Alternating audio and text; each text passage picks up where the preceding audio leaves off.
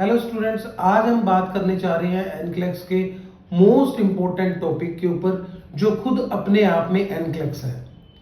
बात करेंगे वो क्राइटेरिया जिसके बेसिस पे एनक्लेक्स हमें फेल या पास करता है, जिसमें पासिंग स्कोर दिए जाते हैं, above passing score, near passing score और लोअर पासिंग स्कोर।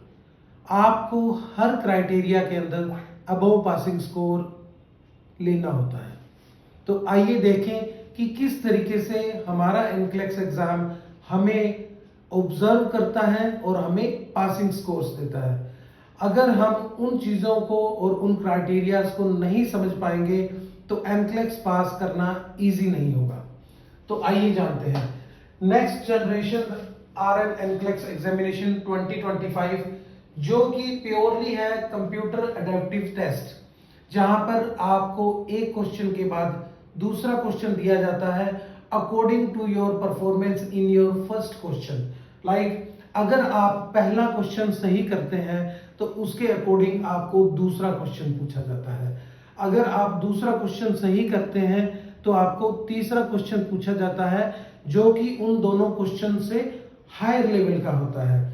अगर आप तीसरा क्वेश्चन गलत कर देते हैं तो आपको दूसरे से एक नंबर कम थोड़ा इजी क्वेश्चन पूछा जाता है, ताकि आपकी पूरी नॉलेज को चेक किया जा सके। लाइक आपको 85 क्वेश्चन से लेकर 150 क्वेश्चन तक पूछे जाते हैं, जिसमें मैक्सिमम टाइम आपके पास लगभग 5 घंटे का होता है, जिसमें आपको एक ब्रेक भी मिलती है। आप चाहें तो एक से ज्यादा ब्रेक्स भी ले सकते हैं।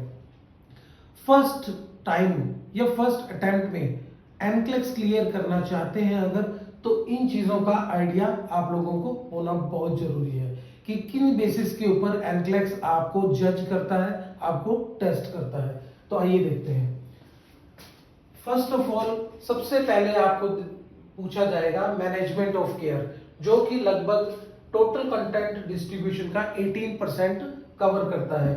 मैनेजमेंट ऑफ केयर के अंदर बेसिकली क्या पूछा जाता है, ये सारे टॉपिक्स मैनेजमेंट ऑफ केयर के अंदर पूछे जाते हैं। इसके बारे में हम बाद में बात करेंगे। Secondly, safety and infection control, patient की सेफ्टी और इंफेक्शन से पेशेंट को कैसे बचाना है, इसके लिए भी आपको चेक किया जाएगा। थर्ड वन है health promotion and maintenance, patient की हेल्थ को कैसे प्रमोट करना है और उसको कैसे मेंटेन करना है, ये भी हमें चेक किया जाएगा, जो लगभग 9% होगा। उसके बाद में साइकोलॉजिकल इंटेग्रिटी, जिसमें पेशेंट की कोपिंग मैकेनिज्म्स के बारे में, पेशेंट की सर्जरी के बाद उसकी जो कोपिंग मैकेनिज्म है उसके बारे में, और कई सारी चीजों के बारे में बात करेंगे। Basic care and comfort, patient की जो बेसिक केयर है ड्यूरिंग द हॉस्पिटलाइजेशन, हमने कैसी केयर की है और कितना कंफर्ट हम उसे प्रोवाइड कर पा रहे हैं, उसके बारे में यहाँ बेसिकली हमें क्या पोजीशनिंग देनी है, कैसे फीडिंग करनी है, क्या क्या पेशेंट की प्रॉब्लम्स हैं जिन्हें हम पोजीशनिंग के थ्रू सही कर सकते हैं, वो सब इसमें आएगा।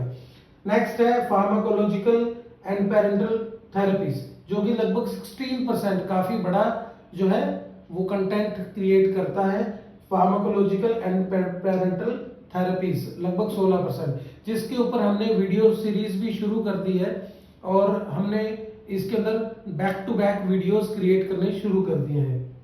Next, reduction of risk potential, patient को कितना रिस्क हो सकता है during the therapy, after the therapy और ड्यूरिंग हॉस्पिटलाइजेशन, और उसकी डिसीज प्रोग्रेस के अकॉर्डिंगली, ठीक है जी, वो सब जो है इसमें देखा जाता है लोग, जो कि लगभग 12% है। और लास्ट आता है फिजियोलॉजिकल अडेप्टेशन, यानी कि फिजियोलॉजिकली आपने जो पेशेंट के ऊपर काम किया, उसकी सर्जरी की, उसकी मेंटेनेंस की, केयर की, उसके अकॉर्डिंगली फिजियोलॉजिकली उसे कितना फायदा हुआ है, उन क्राइटेरियाज को इसमें देखा जाएगा। तो बेसिकली फर्स्ट टॉपिक पे बात करते हैं, जो आज का टॉपिक है मैनेजमेंट ऑफ केयर, जो कि 18% लगभग कंटेंट क्रिएट करता है, जिसके अंदर हमें पढ़ने को मिलेगा डेलीगेशन एंड सुपरविजन। जैसा आप लोग जानते होंगे शायद कि एनक्लेक्स एग्जाम आरएन नर्स के लिए होता है, ऐसे ही हॉस्पिटल के अंदर एलपीएन और आरपीएन 2 स्टाफ मेंबर्स और भी होते हैं जिन्हें हम डेलीगेट करते हैं। यानी कि नर्स जो है वो डेलीगेट करती है, साथ साथ में सुपरविजन करती है कि नर्स द्वारा दिया गया काम आरपीएन या एलपीएन अपने सही तरीके से कर रही है या नहीं। Secondly, practice and advocate for cost effective care. हमें इसके अंदर प्रैक्टिस का ध्यान रखना होता है कि पेशेंट की जो केयर हो रही है वो कोस्ट इफेक्टिव होनी चाहिए। इसके लिए हमें पेशेंट के लिए एडवोकेट भी करना पड़ता है, यानी कि एडवोकेसी करनी पड़ती है ताकि उसका कम से कम खर्च के अंदर हम इलाज कर पाए। प्रोवाइड एजुकेशन, हमें जो कंफर्म करना होता है कि पेशेंट को उसकी हेल्थ एजुकेशन प्रॉपरली मिले, क्योंकि हेल्थ एजुकेशन बहुत बढ़िया क्राइटेरिया है किसी भी पेशेंट की हालत को सुधारने के लिए, क्योंकि जब तक उसे अपनी डिसीज कंडीशन और अपनी हेल्थ हैबिट्स और उसमें क्या सुधार लाना है अगर उसे पता ही नहीं होगा तो अपनी केयर खुद से नहीं कर पाएगा। साथ ही साथ हमें उसके राइट्स और रिस्पॉन्सिबिलिटीज के बारे में भी ख्याल रखना होता है। हमें बताना होता है कि पेशेंट्स के क्या क्या राइट्स हैं और उन राइट्स के अकॉर्डिंग वो कैसे अपनी मेडिकेशन, अपनी थेरेपीज शुरू कर सकता है या उन्हें वॉलेंटरी स्टॉप भी कर सकता है। साथ ही साथ हमें पेशेंट के राइट्स और नीड्स के बारे में बात करनी होती है।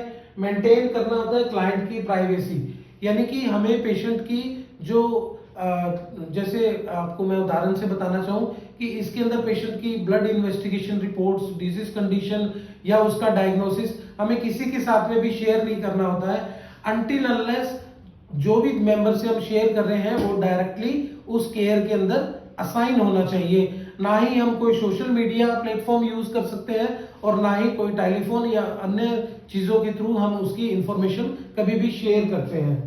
साथ ही साथ verify the client received education, हमें यह भी चेक करना होता है कि जो क्लाइंट है उसे एजुकेशन प्रॉपर और सही मैनर में दी गई है और वो उस चीजों को समझ भी पाया है या नहीं। Lastly, provide care with legal scope end of practice, हमें जो केयर प्रोवाइड करनी होती है अपने नर्सिंग के दायरे के अंदर रहकर देनी होती है। हम अगर अपने नर्सिंग के दायरे से बाहर निकलते हैं और फिर हम जो है उसे केयर प्रोवाइड करते हैं, दैट इज टोटली इलीगल, जिसके अंदर हम भी फंस सकते हैं, हमारे ऊपर भी लीगल एक्शंस हो सकते हैं और हमारे साथ वाले स्टाफ के ऊपर भी।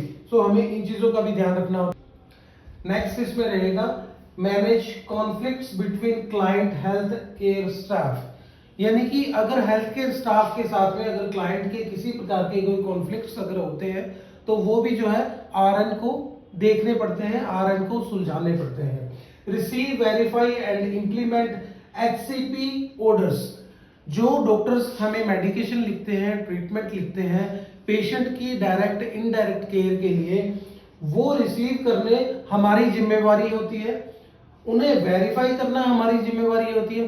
क्या एचसीपी ने जो ऑर्डर दिया है वो पेशेंट की हेल्थ के लिए सही है या नहीं, इसके लिए क्वेश्चनिंग करने की जिम्मेवारी भी हमारी होती है। अगर कहीं पे भी हमें ये लगता है कि ये ऑर्डर्स जो है वो पेशेंट की केयर के लिए ठीक नहीं है, इंप्लीमेंट करना हमारी जिम्मेवारी होती है। Recognise limitation of self and others, साथ ही साथ हमें लिमिटेशंस, हम एडवोकेसी कर रहे हैं, पेशेंट के केयर की तरफ जा रहे हैं, ठीक है, everything is good, but we have to recognise our limitations, हमें अपनी लिमिटेशन, हमें हमारी मर्यादा, ठीक है ना, उसका भी ध्यान रखना होता है और साथ वालों की भी।